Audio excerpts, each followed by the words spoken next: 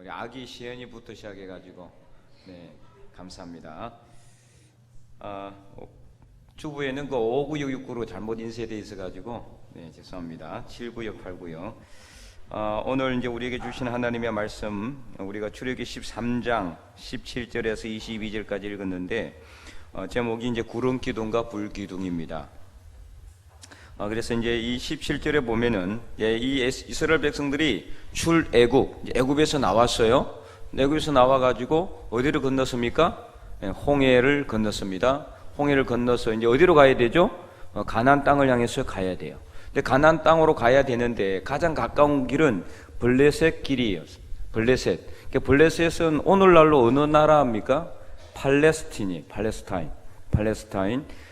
이제 가장 대표적인 이제 그 도시 이름이 우리가 가장 많이 들어본 동네죠. 심심함에 나오는 무슨 지구? 가사 지구. 지금은 이제 가자라고 발음이 되는데 성경에는 가사. 그래서 아서골롯 뭐 이제 이런 곳이 다 이게 이제 블레셋 이제 도시입니다. 그곳에 이 통과를 해야 되기 때문에 그 통과하게 되면은 블레셋과 전쟁을 하게 되잖아요. 근데 전쟁을 하게 되니까 이스라엘 백성들이 지금 애굽에서 나온 지 얼마 되지도 않아요. 막 정신이 없는 상태예요. 막 이렇게 황홀한 상태이기도 하고, 막 홍해 길을 건너고 이 애굽 군대가 막 전멸을 하고 그런 상황에서 이스라엘 백성들이 준비도 안 된 상태에서 블레셋과 전쟁을 하게 되면은 그들이 마음이 힘들어져서 애굽으로 다시 돌아갈 수 있을 수도 있기 때문에 하나님께서 그 가까운 블레셋 길을 인도하지 않았다. 그것은 말씀이 바로 17절 말씀이에요. 그래서 애굽으로 돌아갈까 하셨습니다. 이렇게 기록하고 있죠. 자, 그래서 이제 그 전에 봤던 우리 그 지도를 한번 보겠습니다. 왜 이제 이런 말씀을 하셨는지.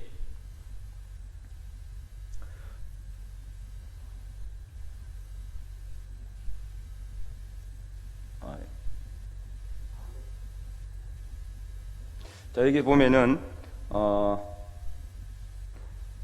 이게 좀 빨간 게 잘 보여요? 네. 자, 여기서 나와서 이제 가나안 땅이 여기에요. 이쪽에. 자, 그러면은 요렇게 쭉 가는 게 원래는 정석길이죠. 정석길인데 이쪽이 블레셋 길이라고. 그래서 이제 여기가 이제 이쪽이 가자 지구거든요. 그래서 이 블레셋 땅이란 말이죠. 이 블레셋 땅을 지나가면은 블레셋과 전쟁을 하게 될 수밖에 없죠. 가깝기는 상당히 가까워요. 이렇게 나와서 이렇게 쭉 가면 끝이니까. 근데 이제 전쟁을 하게 되면은 이스라엘 백성들이 다시 애굽으로 돌아갈까 봐서 하나님께서 이 이스라엘 백성들을 이렇게 인도하신 게 아니라 어떻게 인도하셨다? 요렇게. 물론 이제 저번에도 말씀을 드렸지만 이 이제 출애굽 과정이 이것일 수도 있고 요렇게 와서 요렇게 해서 요렇게 올라갔을 수도 있다. 그렇게 이야기를 드렸죠. 어느 길이 중요한지는 이제 이렇게 나중에 누구한테 물어보라 그랬어요? 모세한테 가서 물어보라 그랬죠. 그래서 어쨌든 뭐 요렇게 왔던 아니면은 요렇게 와서 여기로 해서 이렇게 올라갔던 중요한 거는 뭐냐면은 어쨌든 뭐 가까이 그러니까 첩경 쉬운 길로 가지 않았다는 거죠. 이렇게 가까운 길, 이렇게 그냥 바로 가까운데, 금방인데, 요렇게 가든지 아니면 요렇게 가든지, 어쨌든 힘든 길을 갔어요. 그러니까 홍해길이라는 것은 이제, 전통적인 홍해길은 이 길입니다. 요렇게 해서, 요렇게 올라가고. 신의 산은 여기라고 생각하고, 이제 새롭게 주장된 신의 산은 이쪽일 것이라고 이야기를 하지만, 역시, 이제 두 주장 다 팽팽하기 때문에 어느 주장이 맞는지는 정확하게 알 수가 없어요. 이제 두 주장 다 신빙성이 있거든요. 어느 정도의 이제 정황이 있기 때문에 어느 것이 맞다라고 이야기할 수는 없지만 어쨌든 우리는 이제 내년에 우리가 성지순례를 가게 될 텐데 성지순례를 가게 되면은 우리가 가는 신의 산은 여기입니다. 여기를 이제 신의 산으로 보고 이제 이렇게 가는 겁니다. 그러니까 이스라엘 백성들이 출애굽했던 과정을 이렇게 쭉 따라서 이렇게 가서 예루살렘까지 가게 되죠. 그래서 이러한 이 하나님의 뜻에 의해서 이스라엘 백성들은 다시 본문으로 돌아와서 17절 말씀에 보니까 하나님께서 하나님께서 이 이스라엘 백성들이 전쟁을 하게 되면은 애굽으로 돌아갈 수 있을 것 같아서 홍해 길로. 그래서 18절 말씀에 보니까 그러므로 어떻게 이야기하고 있어요? 자, 18절 말씀 한번 읽어볼까요? 시작. 그러므로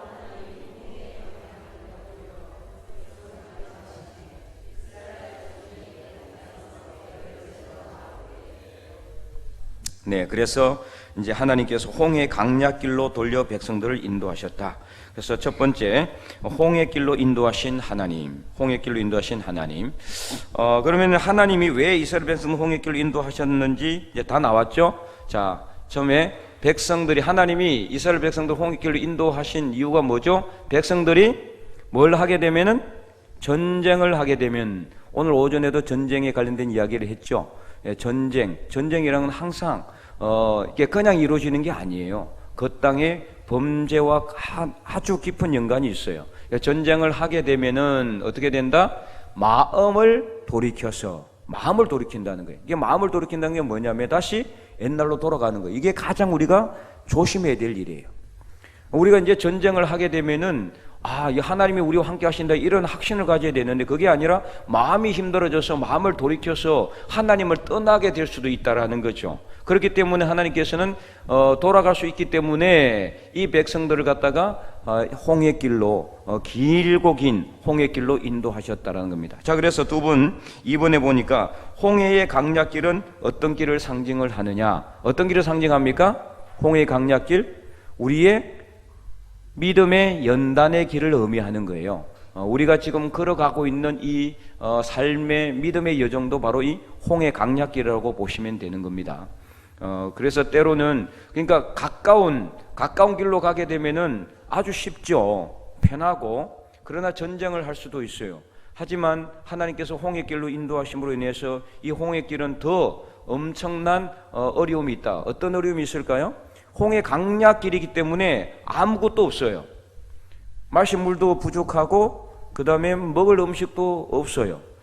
경작을 할 수 있는 곳이 아니라 계속 행진을 해야 하기 때문에 너무나 힘들고 어려워요. 낮에는 온도가 막 40도까지 올라가고 밤에는 또 영하로 떨어지는 곳이 이 강야입니다. 그러므로 낮에는 덥고 밤에는 추워요. 게다가 중간중간에 또 도적대의 습격이 있을 수도 있고, 그래서 이 강약길은 무엇을 의미하느냐? 오직 어떻게 해야 하면 살아날 수 있을까요? 강약길을 갈 때 하나님을 의지해야만, 하나님만 의지하고 하나님의 도움이 없으면 절대로 살아갈 수가 없는, 우리 삶도 마찬가지다. 우리가 믿음의 길을 걸어가는데 누구만 의지한다? 하나님만 의지해야 되는 그런 삶의 여정이 바로 이 홍해의 강약길이라고 보실 수 있다는 거죠. 자, 그래서 이제 두 번째, 그러면은 낮에는 구름 기둥, 밤에는 불 기둥으로 우리를 인도하신 하나님을 통해서 우리는 무엇을 알 수가 있느냐? 자, 하나님께서 백성들을 어떻게 인도를 하셨다고 말씀하고 있어요? 백성들의 어디로 가셨다? 앞서서 가셨다라고 분명히 말씀하고 있죠. 그죠? 백성들이 어디로 가셨다? 앞서서 가시며, 낮에는 무엇으로? 구름 기둥으로, 밤에는 낮에는 구름 기둥으로 그들의 길을 어떻게 하셨다? 인도하시고, 밤에는 무엇을? 불기둥을 그들에게 어떻게 하셨다? 비추사. 그래서 낮이나 밤이나 진행하게 할 수 있도록 해 주셨다, 이렇게 말씀하고 있습니다. 그래서 구름기둥과 불기둥은 무엇을 상징을 하느냐? 무엇을 상징할까요? 하나님의 도우심, 하나님의 도우심을 의미합니다. 낮이나 밤이나 늘 우리를 지켜주시고 우리를 보호해 주시는 하나님의 인도하심, 하나님의 도우심, 하나님의 선하신 도움의 손길을 이야기하는 것이 바로 이게 구름기둥과 불기둥이다. 그래서 구름기둥이라는 게 뭐냐면은 그냥 큰 구름을 갖다가 이렇게 해서 백성들이 그 더운 날씨에 이렇게 갈증으로 인해서 목말라 죽지 않고, 그 다음에 뜨거운 햇빛으로 인해서 힘들어지지 않도록 하나님께서 뭐를 만들어 줍니까? 그늘을 만들어 주는 거예요. 그래서 하나님의 이 날개 보호 아래 우리가 들어가게 되면은 하나님의 날개가 우리의 그늘이 되어 주셔서 우리를 지켜주시고 보호해 주시는 것을 말씀하는 겁니다. 그리고 밤에는 어떻습니까? 너무나 춥기 때문에 얼어 죽을 수가 있어요. 그래서 백성들을 불기둥으로 따뜻하게 하나님께서 그 백성들이 힘들지 않도록 그렇게 인도하셨다. 그 말씀을 오늘 본문은 이야기하고 있습니다. 그래서 21절 말씀에 다시 한 번 더 읽어볼까요? 시작. 여호와께서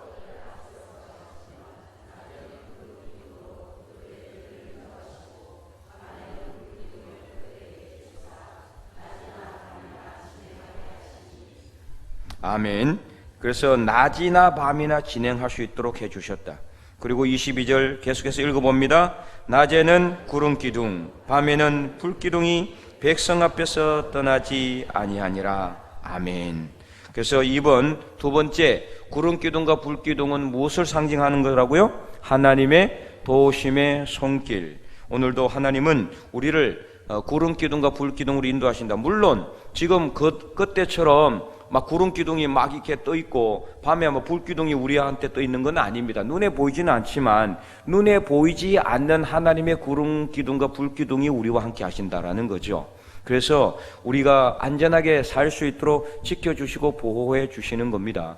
전쟁이 일어나도 여전히 대연할 것이라고 고백했던 다윗의 고백처럼 아무리 힘들고 어려운 상황이 있다 할지라도 하나님이 우리와 함께 하시면은 구름 기둥으로 우리를 지켜주시고 불기둥으로 우리를 보호해 주셔서 우리가 낮이나 밤이나 언제나 항상 힘들고 어려울 때라도 앞으로 나아갈 수 있도록 해주신다. 이것이 바로 오늘 이 본문을 통해서 하나님께서 우리에게 주시는 영적인 교훈이라고 볼 수가 있습니다. 자, 그래서 이제 이 말씀을 통해서 우리가 얻을 수 있는 교훈이 뭐냐? 첫 번째, 우리 큰 목사님 읽어보겠습니다. 하나님은 때로 우리를 쉽고 편안한 길이 아니라 광야의 고난길로 인도하십니다. 네, 이건 이제 알아야 돼요. 그래서 아까도 이제 지도에서 봤듯이 아무리 블레셋과의 전쟁이 있을지라도 하나님이 하시고자 하신다면은 그 블레셋과의 전쟁은 아무것도 아닐 수가 있잖아요, 그죠? 예, 아무것도 아닐 수가 있어요. 그래서 쉽게 갈 수가 있어요. 짧은 길이기 때문에 금방 가나안 땅에 도착할 수 있어요. 그러나 지금 현재 이스라엘 백성이 어떤 상태입니까? 이 이스라엘 백성들은요, 끝없이 불평과 불만을 갖다가 터뜨렸던 백성들이에요. 그래서 성경에 보면은 몇 번이나 이스라엘 백성들이 하나님을 시험했다고 되어 있죠? 성경에는 10번이나 나를 시험했다. 하나님께서 모세한테 한 말이 그 말이에요. 이 백성이 나를 10번이나 시험을 했다. 그러니까 하나님을 시험했다는 것이 하나님을 어떻게 우리가 시험을 할 수 있겠습니까? 그런데도 불구하고 이스라엘 백성들은 그랬다는 거예요. 그래서 틈만 나면 불평했어요. 그리고 문제만 있으면 무조건 불만을 터뜨리는 거예요. 자기들한테 문제가 있는데도 불구하고 무조건 모세와 아론을 찾아와서 하나님을 원망하고, 틈만 나면 어떻게 하겠다 그래요? 이들의 가장 큰 무기가 뭐예요? 틈만 나면 어디로 간다? 애굽으로 간다. 이거 정말 아주 어떻게 보면은 저급한 그런 어떤 행동이라고 볼 수 있죠. 안 되니까 그냥 아주 그 자기들의 거의 무기로 사용하고 있는 거죠. 우리 애굽으로 갈게. 이렇게 이야기하는.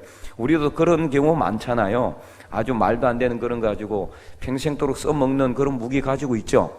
그러면 안 됩니다. 그래서 지나간 과거를 생각하지 말고 이 이스라엘 백성들은 틈만 하면은 지도자를 우리가 세워가지고 애굽으로 돌아가자, 막 그렇게 이야기하고 있는 거예요. 이런 백성들, 게다가 이스라엘 백성들은 400년 동안 애굽에서 무슨 살이를 했습니까? 종살이를 했어요. 종살이, 노예살이를 했다 이 말이에요. 주인의식이 없어요. 그러니까 자기들이 왜 가나안 땅에 들어가야 되는지 누누이 하나님께서 모세를 통해서 말씀하였음에도 불구하고 전혀 그것을 깨닫지 못하고 들어도 잊어버리고, 그리고는 늘 이게 불평과 원망, 이게 문제만 생기면은 찾아가서 쪼르르 찾아가서 이거 해달라 저거 해달라. 누가 하는 짓이죠? 노예들이 하는 짓입니다. 노예 근성에 사로잡혀 있었어요. 노예 근성. 예. 그러니까 늘 어떻게 의지하고자 하는 거예요. 자기가 뭔가 하려고 하질 않아. 문제가 생기면은 내가 기도해서 하나님께 정말 기도로 이 문제를 풀어나가려고 하지는 않고 자꾸만 뭔가를 의지하려고 그러고 뭔가 부족하다 그러고 누가 뭘 해주기를 바라고 원망과 불평을 늘어놓는 거, 노예들이, 노예 습성을 가진 사람들이 하는 짓입니다. 이런 백성들을 데리고 갈 수가 없는 거예요. 그러니까 하나님께서는 어떻게 했어요? 강야 고난의 길을 이 백성들을 인도하신 겁니다. 하나님이 힘이 없어서 블레셋과의 전쟁에서 이길 수 있도록 하실 분이 아니라서 그들과 전쟁해가지고 하나님이 이길 수 있는 능력이 없어서 블레셋 길로 인도하지 않는 게 아니란 말이죠. 하나님은 얼마든지 하나님은 이 블레셋을 썰어버릴 수도 있어요. 그래서 어떤 사람은, 어떤 신학자는 하나님은 전쟁의 신이다 이렇게 평가하기도 했습니다. 오전에도 말했지만은 이 성경 전체가, 구약 전체가 뭐 전쟁으로 시작되고 전쟁으로 끝나요. 그만큼 하나님은 어떻게 해서, 그래서 어떤 신학자는 하나님은 전쟁을 좋아하신다 이런 이야기까지 했어요. 그러나 하나님이 전쟁을 좋아할 리는 없죠. 왜 전쟁을 일으킨다고요? 이스라엘 백성들이 우상을 따라서 하나님의 말씀을 버리고 죄와 악을 범했고 회개하지 않았기 때문에 하나님이 그들을 깨우치기 위해서 전쟁을 일으킨 거예요. 그래서 백성들이 70년 동안 바벨론 포로 생활을 하면서 그들이 하나님 앞에 어떻게 합니까? 나중에 회개하잖아요. 느헤미야가, 에스라가 하나님 앞에 회개한 이유가 무엇입니까? 그들의 잘못이라기보다는 그들 선조의 잘못입니다. 오늘 우리도 6.25 전쟁을 생각하면서 우리는 우리 선조들의 잘못을 우리의 잘못으로 인식하고 회개할 수 있어야 되는 거예요. 우리의 죄와 악이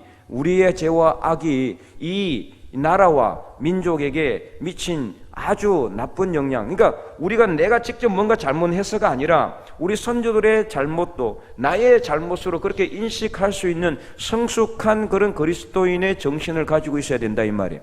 그때 그 잘못은 그 사람들이 잘못했고 우리와 아무 상관이 없다. 그렇다고 한다면 그럼 우리는 오늘 정말 하나님의 정의와 공의대로 살아가고 있느냐? 그것도 아니잖아요. 그래서 느헤미야와 에스라는 자기들의 죄로 생각하고 하나님께 통회하고 자복하면서 나아갔을 때 그 포로 70년을 하나님께서는 끝마치고 예루살렘으로 돌아오셨도록 하셨다라는 거죠.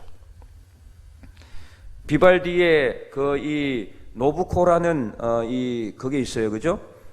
이제 노부코가 아니고 나부코라는 이 뭐라고 그러죠? 그걸 갖다가 오페라.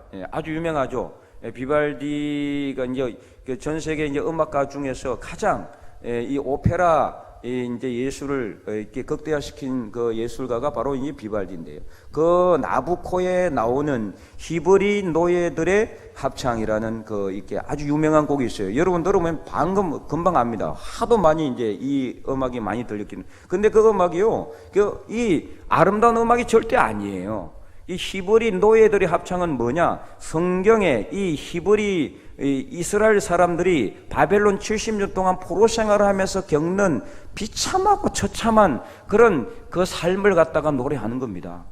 그래서 절대로 그게 아름다운 곡도 아니고 그게 뭐 그렇게 유명해질 곡도 아니에요. 사실은 어떻게 보면은 정말 비참하고 처참한 그들의 부끄러운 과거거든요. 어쨌든 간에 이스라엘 백성들의 한 가지 칭찬할 점은 뭐냐? 자기들의 부끄러웠던 과거를 어떻게 한다? 숨기지 않아요. 그대로 드러냅니다. 그대로. 오늘 우리는 어떻습니까? 우리의 부끄러운 과거를 무조건 어떻게든 숨기려고 그러잖아요. 자꾸 드러내지 않으려고 그러고. 이 잘못된 거죠. 통곡의 벽을 그대로 놔둔 것도 뭐냐? 그들의 부끄러운 과거, 우리의 잘못으로 인해서 나라가 멸망당하고 이 예루살렘 성벽이 무너지고 그 성벽 중에 다 무너지지 않고 남아있는 그 벽을 갖다 그 앞에 가서 자기들의 잘못을 회개하면서 눈물을 흘렸다고 해서 통곡의 벽이라는 이 이름이 붙여진 겁니다. 오늘 우리도 6.25 전쟁이 일어나고 나라가 분열되어서 세계 유일한 분단국가가 된 이 상황에서 정말 우리는 후전선에 가가지고 지금도 우리 선조들의 잘못된 죄악과 그들의 회개하지 않음과 오늘 우리는 그러면 이 땅에 살아가면서 얼마나 열심히 하나님께 회개하면서 살아가고 있는지를 생각하며 눈물의 회개를 해야 되는 거예요. 근데 그래서 하나님께서 그 때가 차가 나면은 바벨론은 70년이 차고 나서 하나님께서 모든 것이 끝냈지만 오늘 우리는 지금 어떻습니까? 73년이 흘렀습니다. 나라가 분열된 지 73년이 흐르는 지금 이 순간까지 북한은 남한을 향해서 끝없이 미사일을 쏘아대고 천안함 폭파 사건과 연평도 그 포격 사건, 그 다음에 그전에는 어떻습니까? 청와대 습격 사건, 뭐 수없이 많이 있었잖아요. 휴전선에서 도끼 만행 사건, 우리가 뭐 이렇게 교과서에 나온 것뿐만 아니라 수없이 많은 도발을 하면서 이 눈에 보이지 않는 전쟁을 하고 있는 이유가 무엇인가? 우리나라도 마찬가지예요. 이스라엘도 그렇고, 이스라엘과 팔레스타인 올라가 보면 누구의 자녀들입니까? 누구의? 아브라함의 자녀들이에요. 아브라함의 자녀들. 아브라함의 자녀들이고 야곱의 후손들입니다. 에돔은 야곱의 친아들이잖아요.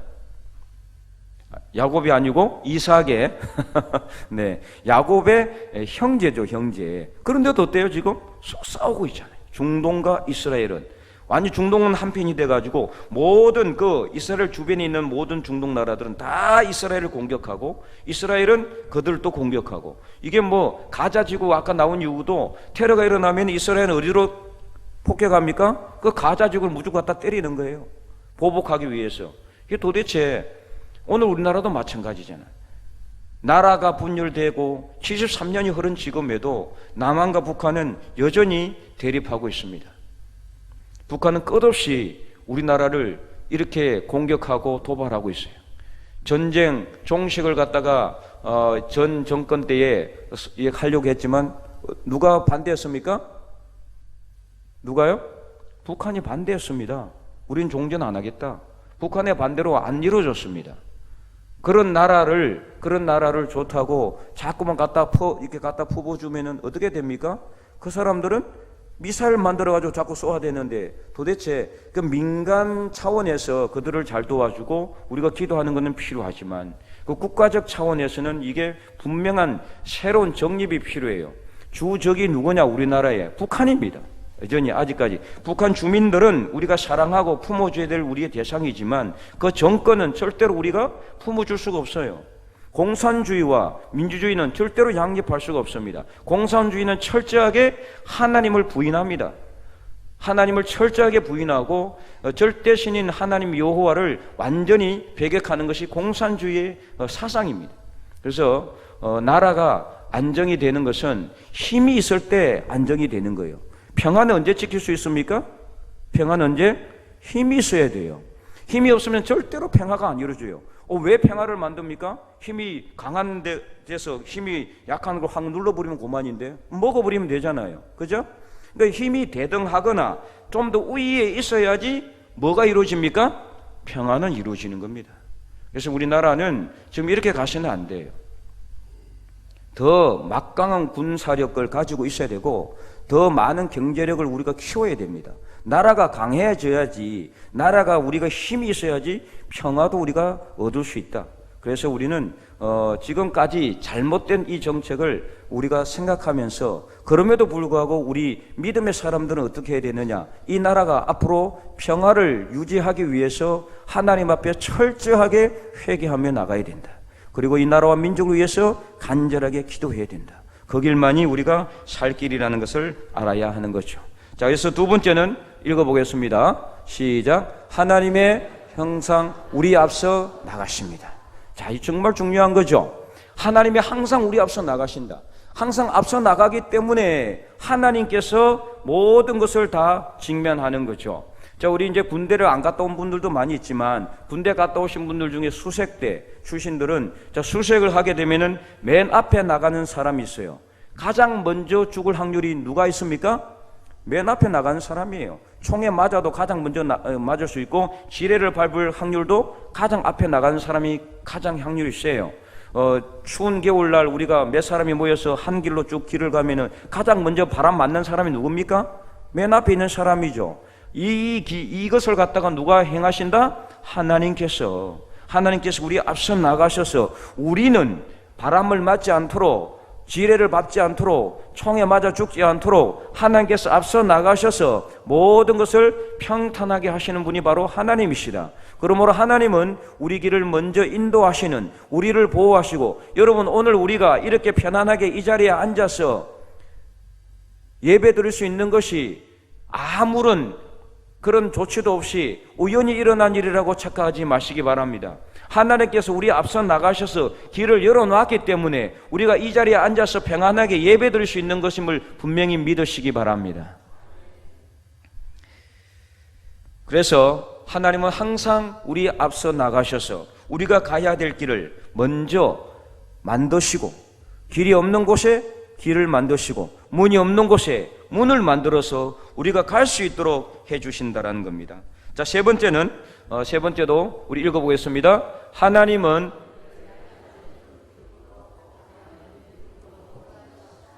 아멘. 네, 아까도 말씀했지만 하나님은 낮에는 구름 기둥으로 밤에는 불 기둥으로 우리를 인도하시는 그런 분이시다. 그래서 항상 하나님께 우리가 의지하고 하나님을 바라보면 하나님이 어떤 상황 가운데서도 우리를 보호하시고 지키신다는 사실을 분명히 믿으시기 바랍니다. 이스라엘 백성들이 40년 동안 나중에 광야 방황 생활을 하면서도 하나님께서 낮에는 구름 기둥으로 밤에는 불 기둥으로 그들을 인도하셔서 그들의 의복이 헤어지지 아니하였고 그들의 발이 부르트지 아니하였다라고 분명히 기록하고 있습니다. 그들이 굶주려 죽는 사람이 없었습니다. 다만 하나님을 악평하고 믿음이 없어서 불평을 했던 사람들은 다 재앙으로 죽었지만, 그러나 그 2세대들은 한 사람도 하나님께서 굶어 죽지 않게 하고 줄여 죽지 않게 하고 의복이 없어서 잘 곳이 없어서 그들이 죽지 않도록 항상 인도하셨다. 낮에는 구름 기둥, 밤에는 불 기둥으로 우리를 인도하시는 하나님, 오늘도 하나님께서는 눈에 보이지 않지만은 하나님의 구름 기둥이, 하나님의 불 기둥이 우리와 함께 하신다는 사실을 분명히 믿으시기 바랍니다. 자, 그리고 마지막으로 네 번째, 우리 한번 읽어보겠습니다. 하나님은 절대로 우리를 떠나지 않습니다. 아멘. 자, 22절에 다시 한번 더 보면은 낮에는 구름 기둥, 밤에는 불 기둥이 백성 앞에서 어떻게 했다? 떠나지 아니하였다. 떠나지 아니하였다. 그래서 안 떠났다라는 것은 무슨 뜻이냐? 하나님께서 그들을 버리지 않았다라는 거예요. 오늘도 하나님께서는 하나님의 백성들을 절대로 버리지 않습니다. 우리를 절대로 떠나지 않습니다. 항상 우리와 함께 하신다는 사실을 분명히 믿으시기 바랍니다. 그래서 이런 하나님의 놀라운 도우심의 손길이 오늘 저와 여러분의 삶 속에 함께 하여서 눈에 보이지는 않지만 하나님이 우리 앞서 나가셔서 우리의 모든 삶이 잘 이끌어질 수 있도록 낮에는 구름 기둥, 밤에는 불 기둥으로 우리를 인도하시는 그 하나님을 영원토록 찬양하고 영광 올려드리는 저와 여러분의 삶이 될 수 있기를 주님의 이름으로 간절히 축원드립니다.